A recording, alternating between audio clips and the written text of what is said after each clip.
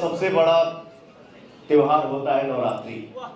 क्या बात है। और मुझे लगता है कि मैंने अपने जीवन में देवी गीत बहुत गाया है, तो हम ये चाह रहे हैं ना कि यहाँ आइल बानी 20 साल पहले हम लोग दिल्ली आके गाना गाते थे, और 20 साल के बाद पहली बार हम इतना दिन लगातार दिल्ली में है, तो मैं चाह रहा हूँ कि थोड़ा सा माटी से जुड़ल ना हम लोग देवी गीत की तैयारी यहीं कर लें। इसके बाद लॉलीपॉप 2 पे हम बैठेंगे और आप लोग उसको देखेंगे।